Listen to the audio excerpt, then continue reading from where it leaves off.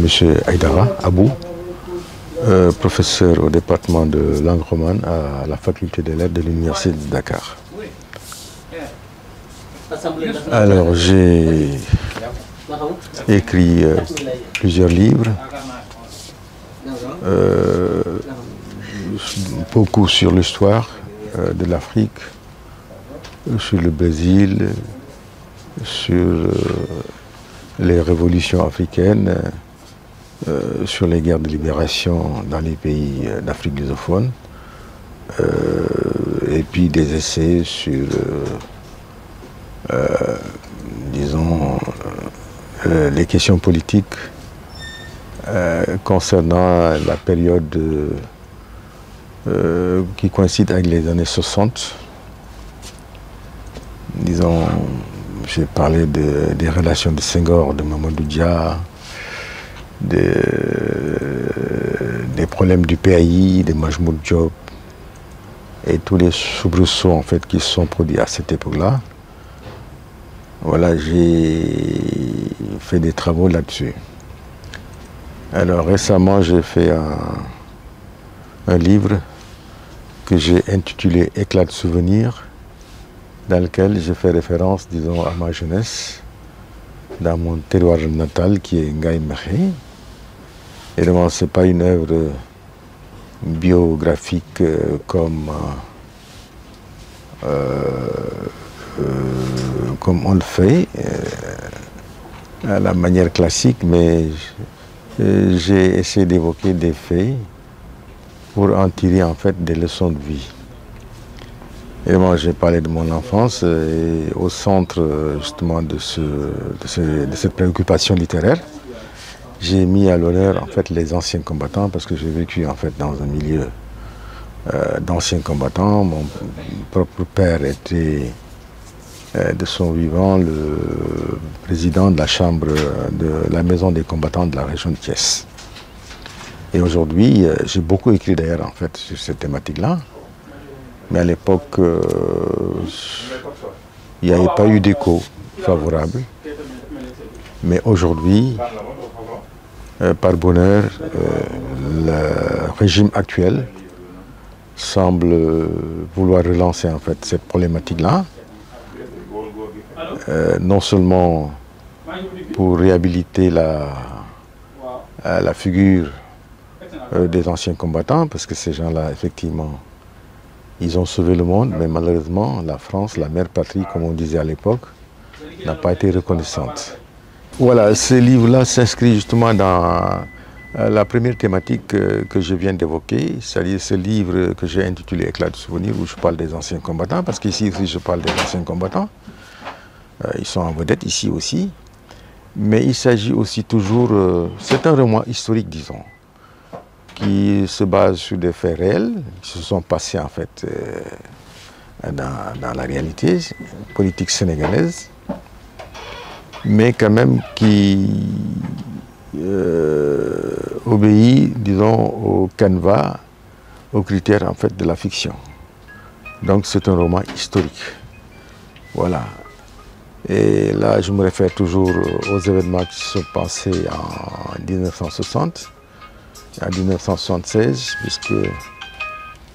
puisqu'il y a eu, en 1960, le PAI a été dissous par Senghor. Alors les dirigeants comme Majmoud Diop ont été obligés en fait d'aller en exil. Et il se trouve que les collaborateurs, les membres du parti, leurs familles ont souffert en tout cas de ces mesures drastiques qui ont été prises à cette époque-là. Et là, il s'agit d'une sage-femme, en fait, qui est le personnage central de ce roman historique, dont le mari a été exilé. Elle a subi aussi des conséquences parce que de profession, elle est sage-femme. Elle a été obligée aussi, enfin, on l'a affectée arbitrairement, en tout cas dans une contrée perdue, comme mesure de rétorsion de représailles, disons. Et pendant l'absence du mari, effectivement, on a noté des visites nocturnes chez cette sage-femme-là, Et les habitants ont vite fait de supputer sur ces visites et d'oser carrément en fait de la taxer de femme adultère. Ce n'est qu'en 1976, avec la loi d'amnistie qui a permis justement à ces exilés de revenir au bercail, qu'on a su toute la vérité. Et là aussi, en fait, les anciens combattants, je crois que sont à l'avant-garde, puisqu'ils ont été les acteurs principaux.